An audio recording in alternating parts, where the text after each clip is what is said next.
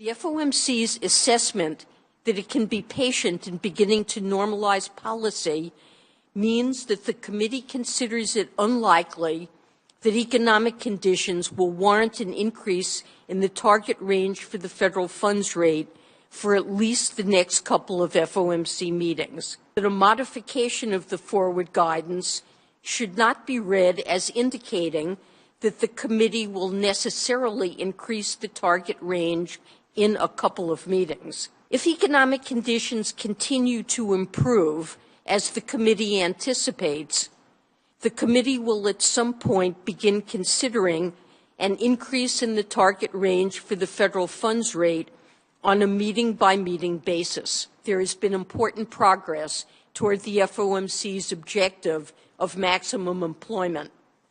However, despite this improvement, too many Americans remain unemployed or underemployed, wage growth is still sluggish, and inflation remains well below our longer-run objective.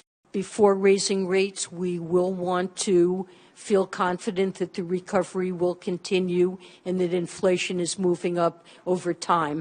Audit the Fed is a bill that would politicize monetary policy, would bring short-term political pressures to bear on the Fed. What I think is really critically important is that the Fed be able to deliberate on the best way to meet the responsibilities that Congress has assigned to us to achieve maximum employment and price stability, and that we be able to do so free of short-term political pressures.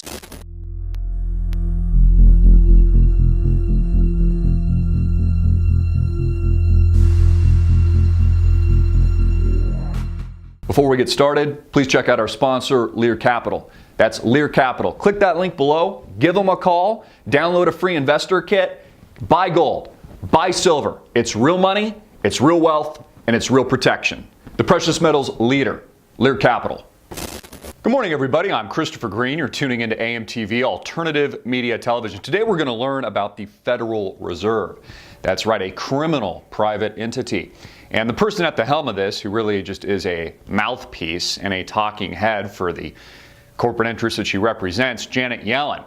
And the Federal Reserve's dual mandate. That's right, there's supposed to be a dual mandate of price stability, monitoring inflation. You know how she likes to say, we got to be at 2%, is what she says. We got to be at 2% inflation, although no one knows what that means, because the inflation gauge and how they measure it is all over the board. It's kind of like unemployment. You know, you look at the shadow stats, unemployment's really at like 10 to 15%, but they say it's at 6 roughly. And also, employment is the second mandate. Now, if we were to grade Janet Yellen and the other hoes, because Janet's a money hoe, she's a money printing hoe, people like Ben Bernanke and his predecessor, Alan Greenspan, they would get an F in price stability. Stability means that we have consistency. We're moving left to right and that there's not a lot of volatility. But if you've been paying attention in 2008, 2009, we had the worst financial crash since the Great Depression in the 1930s, arguably worse.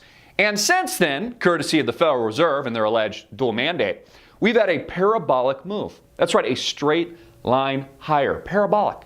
We've had this kind of V-shaped volatility.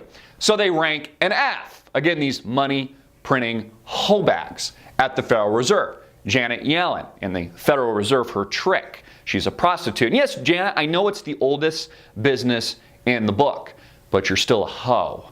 You're still a money printing whore.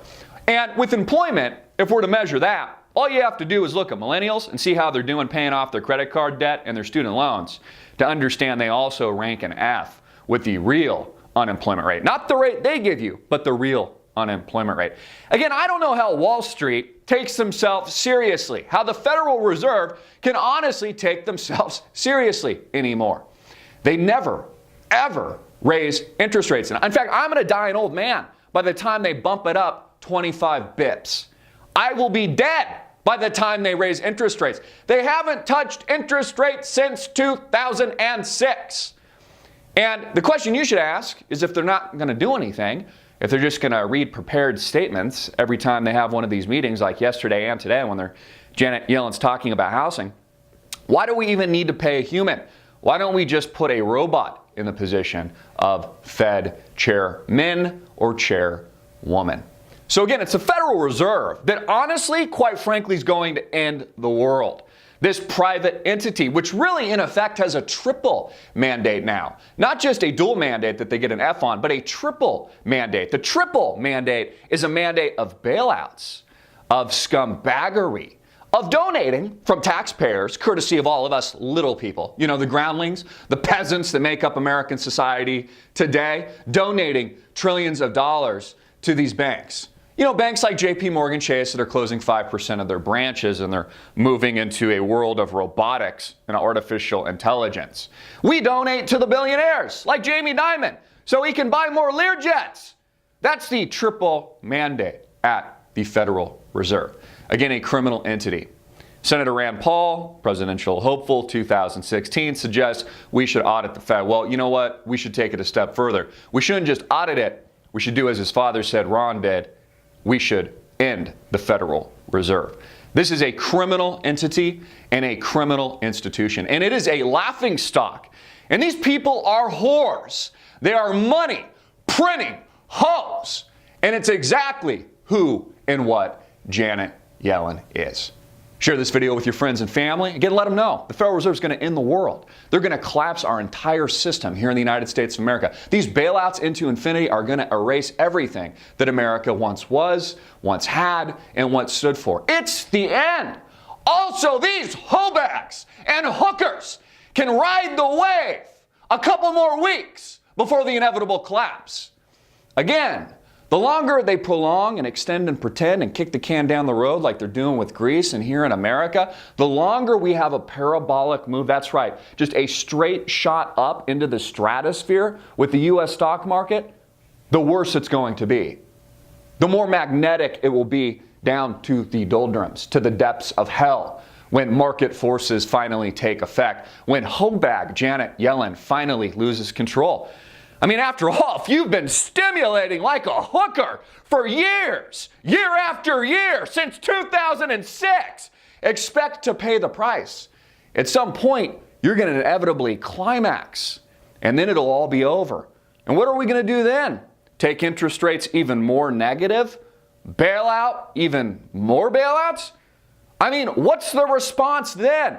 We've already shot the last bullet that the Federal Reserve has, that the American people have. At that point, it really might be, just like Vladimir Putin said, the apocalypse. It might very likely be the end of the world. All of us with our pitchforks in the streets, lighting Washington, D.C. on fire. I'm Christopher Green. Get it out everywhere, make it viral, hard hitting it in your face, and click the link below to support our sponsor.